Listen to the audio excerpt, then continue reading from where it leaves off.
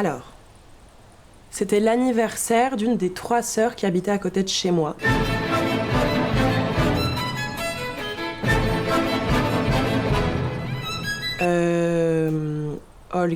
Olga, non.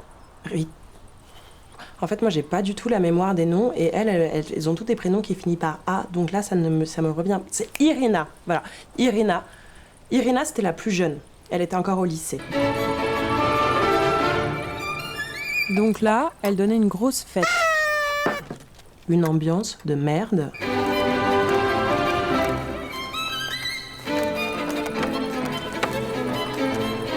En fait, ça faisait pile 1 an que leur père, qu'il était mort, quoi.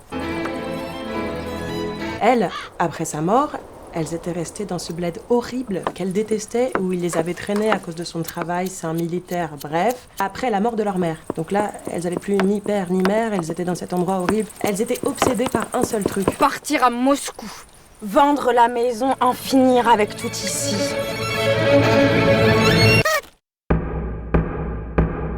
Le théâtre au début c'était des gens bourrés sur le charrette. Tout le monde y allait, c'était effacé, si fièvre, farce et fête. Mais aujourd'hui niveau que des bourgeois à lunettes. Et on veut que ça redevienne branché et chouette. C'est des gens bourrés sur internet. On n'est pas bourrés, hein. Ça demande du sang et des larmes. Anton Tchekhov, parce que oui, on dit Tchekhov, Écrit Les 3 sœurs en 1901 à Gortsov. Puis à Datcha Blanche de Yalta, en Russie. Pourquoi, et je dis ça avec un accent espagnol, je ne sais pas moi-même. Selon la légende, il se serait inspiré de 3 vraies sœurs qu'il aurait rencontrées lors d'un voyage. les sœurs Zimmermann. Bon, là j'ai vraiment copié la page Wikipédia, je n'ai aucune idée de qui sont ces 3 sœurs. Comme toutes ces pièces. Il parle de la famille, du deuil, De l'ennui bourgeois, mais putain, moi, ça me casse. De repas familiaux, compliqués, qui ont beaucoup inspiré après Jean-Luc Lagarce, qui a lui-même inspiré Xavier Dolan avec par exemple ce film Juste la fin du monde, voilà, qui reprend des thèmes. Attends, 2 minutes, ça fait beaucoup, là, j'arrive pas à tout noter. Bon, Ça parle de la mort, la vie, tout. Tout est parti. Tout est parti, mais où?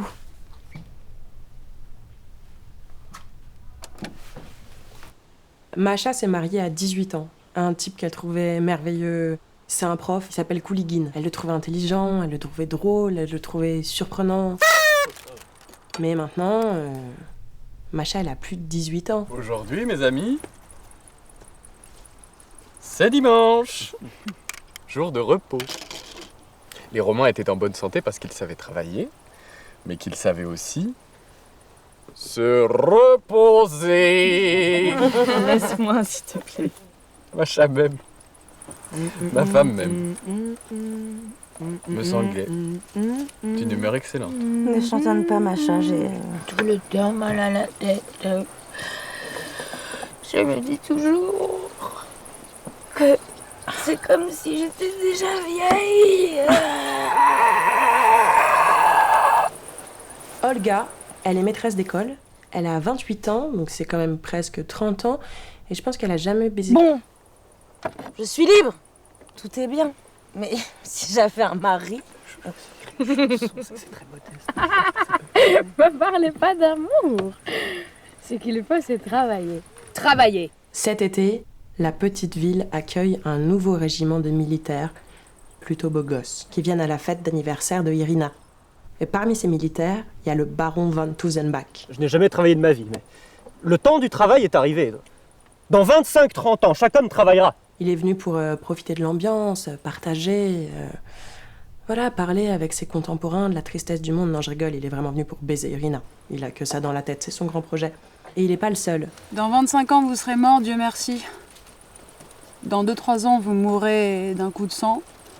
Ou alors c'est moi qui me mettrai en colère contre vous et je vous mettrai une balle dans la tête, mon cher ange. Il a un concurrent direct en la personne de Salioni. Salioni, c'est un jeune homme complètement fou. J'ai jamais vu quelqu'un comme ça. Il est starbé, il est cramé de la tête, en fait. Les filles arrêtent pas de se plaindre, de dire oh, c'était tellement mieux du temps de papa. Et là, il y a un nouvel arrivant. De Moscou, Alexandre Verchinine est de Moscou. Vous êtes de Moscou? Verchinine. C'est un militaire aussi.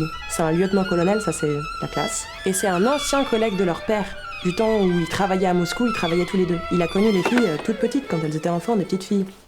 Votre visage, j'avoue, je m'en souviens un peu. Moi, pas du tout. Vous êtes de Moscou?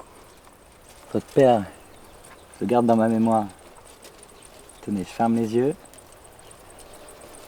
Et je te vois comme s'il était là. J'ai connu votre maman. C'était une bonne personne. Dieu ait son âme. Chez Boutiquine. C'est un ancien médecin militaire. Le pauvre. Tout le monde est au courant qu'il a été tellement amoureux de la mère des 3 sœurs. D'ailleurs, Andrei, le frère des 3 sœurs, lui ressemble beaucoup. Si vous voyez ce que je veux dire. Il est amoureux. Il est amoureux. Il est quoi? Il est Andrei. amoureux. Totalement amoureux. C'est le frère des 3 sœurs, donc. C'est mon amoureux. C'était vraiment un enfant prodige. Il savait tout faire. Il était curieux, il était intelligent, il jouait super bien du violon. C'était vraiment l'espoir de la famille. Il est amoureux. D'une demoiselle d'ici. Mon Dieu, comme elle s'habille. Ce n'est pas que c'est laid ou démodé, ça fait tout simplement... Pitié. Une espèce de petite jupe jaune, criarde, une petite frange vulgaire et un petit caraco cerise. Ambiance fin de siècle. On est soit en 1880, soit dans les années 90. Vous inquiétez pas, ça va pas être long, il n'y a que 4 actes. Par contre, il va y avoir un incendie. Et pas mal de déceptions aussi. On y va ?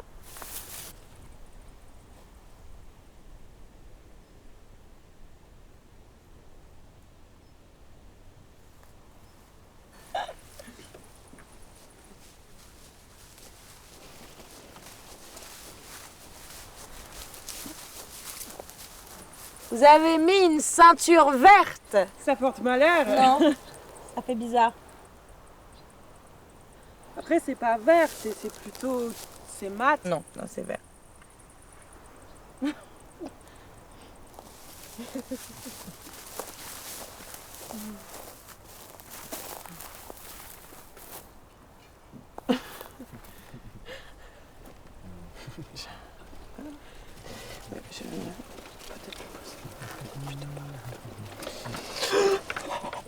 Très à table.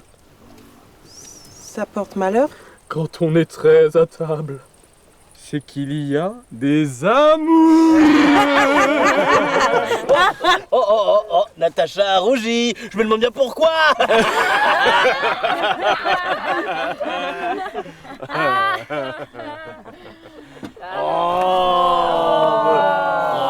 Natacha!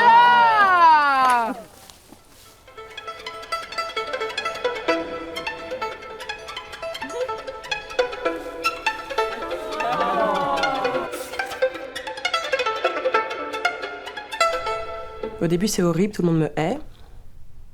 Mais finalement, petit à petit, et avec l'aide de Andrei, ils finissent par m'accepter.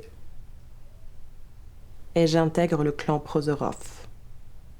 On a même un petit garçon, Bobik. Il est trop mignon, je l'adore! Mon petit Andrioucha. Chérie.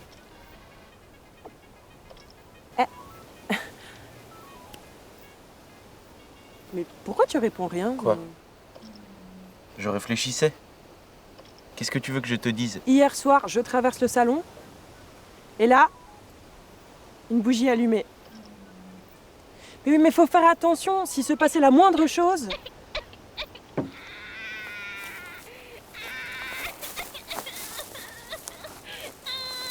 Olga et Irina travaillent tout le temps. Olga est toujours maîtresse d'école. Irina est devenue postière. Masha et Verchinine passent de plus en plus de temps ensemble, si vous voyez ce que je veux dire. Ce sont des choses dont je parle jamais. C'est étrange. C'est étrange, il y a... Qu'avoue que je me plaigne. En dehors de vous seul. Et j'ai personne. Personne. C'est une femme merveilleuse. Splendide.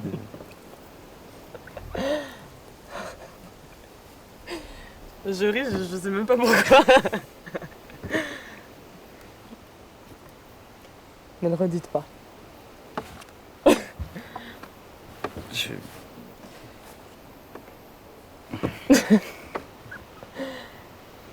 Bon, parlez. J'ai un nom triple. Je suis le baron Tuzenbach Krohn-Altsauer. Tuzenbach s'accroche à Irina, il est relou, il va la chercher tous les soirs au travail. Laisse-la tranquille. Il n'y a plus rien d'allemand chez moi. À part peut-être la patience et l'obstination avec laquelle je vous ennuie. Comme je suis fatiguée.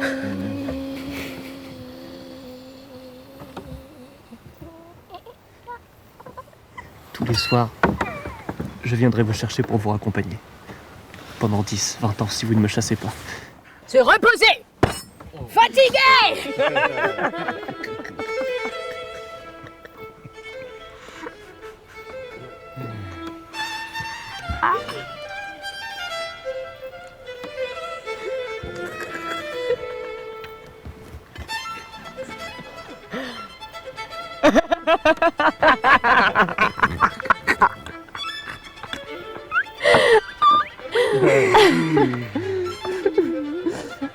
Nous enfants Quel sujet? La vie qu'il y aura dans 200 ou 300 ans. Après nous, on volera en montgolfière. On découvrira peut-être un 6e sens. Mais la vie restera difficile et pleine de mystères. Et heureuse. Dans 200 ou 300 ans, une vie nouvelle, heureuse commencera. Voilà le seul but de notre existence, le bonheur pour nos lointains petits-neveux. Pour les petits-neveux de mes petits-neveux. Ça comprend un bébé. Il me regarde d'un regard. Bonjour Bobby. Cet enfant-là, si c'était le mien, je me le ferais frire et je me le mangerais.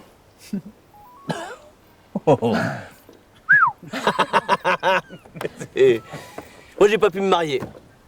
Parce que la vie, elle a passé comme un éclair. Et puis, j'étais fou amoureux de votre maman, laquelle était déjà mariée. Se marier, ça ne sert à rien. Et ça ne sert à rien parce que c'est ennuyeux.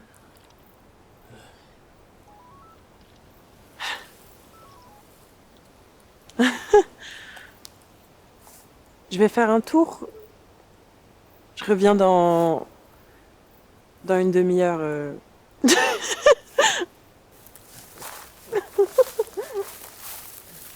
La maison a été hypothéquée. Et Macha croit que c'est ma faute. Alors que, évidemment, c'est pas ma faute, c'est la faute d'Andrei. Il est complètement accro au jeu. Et lui, il croit que je me rends pas compte qu'il crame tout notre argent.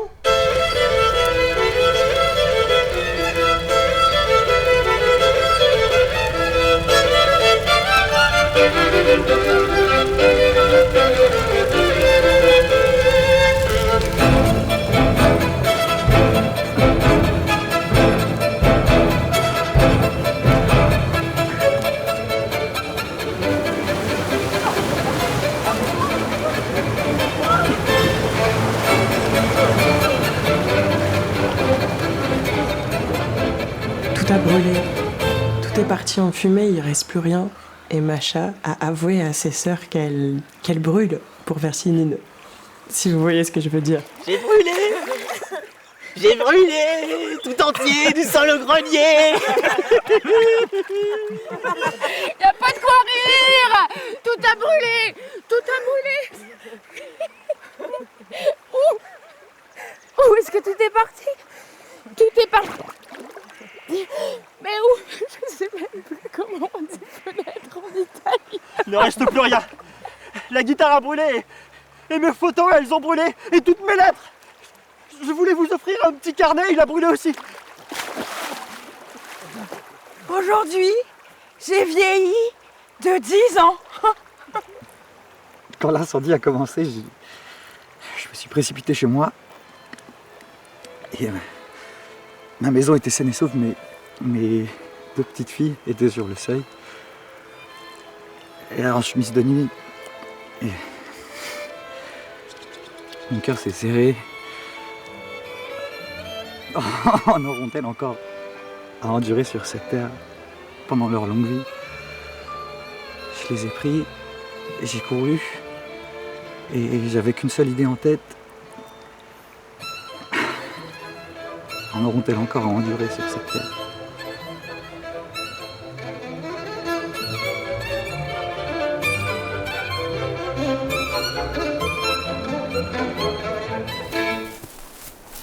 Où est Macha? Elle marche comme si elle avait mis le feu. Le tabou de maman.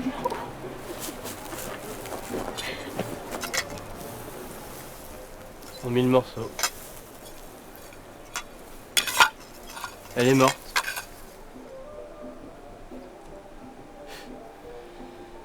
C'est de ma faute si elle est morte.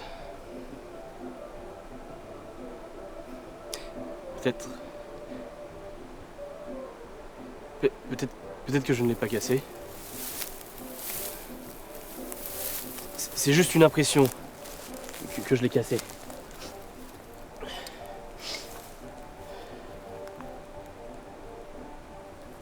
Peut-être c'est juste une impression que nous existons alors qu'en fait, nous ne sommes pas là du tout. Où vous avez les yeux? Natacha, elle a une histoire avec le patron d'Andrei, et vous ne voyez rien. Vous restez là et vous ne voyez rien. Oups.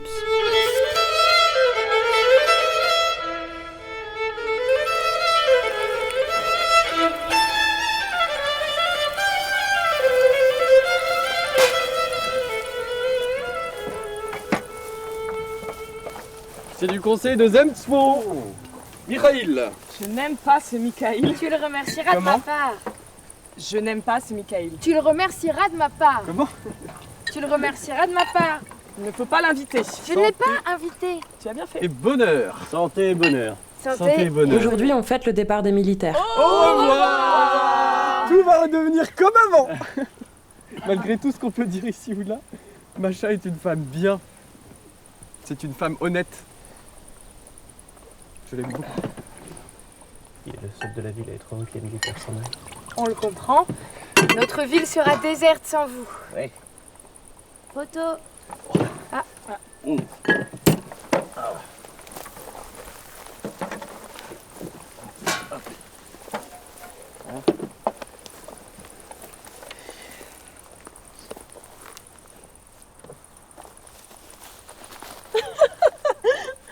Mais ma chérie, ça te va pas du tout, ça. C'est une faute de goût. Enlève-la. Et on annonce le mariage de Irina et Tuzenbach. Mon adoré. Déjà 5 ans que je suis amoureux de toi. Je t'emmènerai demain, tu seras heureuse. Il n'y a que ça, tu ne m'aimes pas. C'est pas en mon pouvoir. Je serai une épouse soumise et serviable, mais l'amour n'est pas là.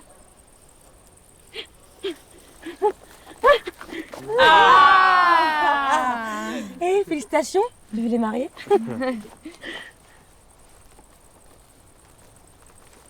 Oh. Mais quel pataquès, oh.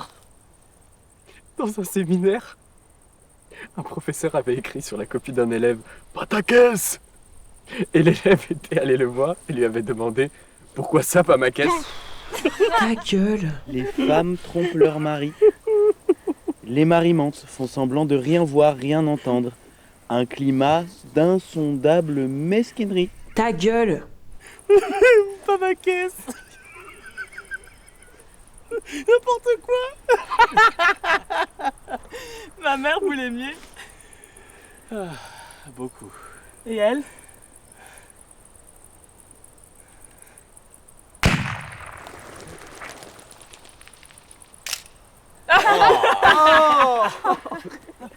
Les oiseaux migrateurs s'en vont. Adieu mes bien-aimés. Je suis venu faire mes adieux.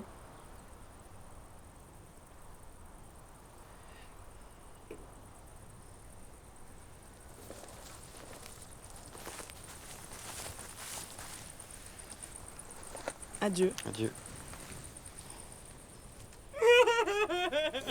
Allons, allons. Hier, en 4e, j'ai confisqué un élève. Ceci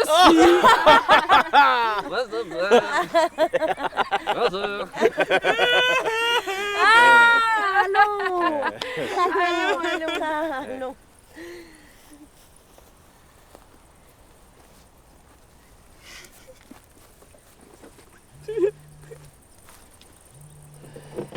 Salioni pète un câble et provoque Tuzenbach en duel. Il gagne le duel. Tuzenbach n'est plus là du coup. Parce qu'il est mort. Mais moi je vous avais dit en fait que Salioni il était fou. Il est vraiment fou ce mec. Ça va très mal. Tout le monde perd tout. La vie perd son sens. Tout le monde est misérable.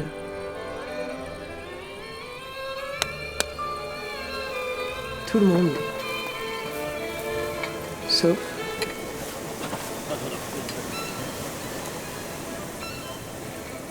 Et voilà. Demain, je serai toute seule ici.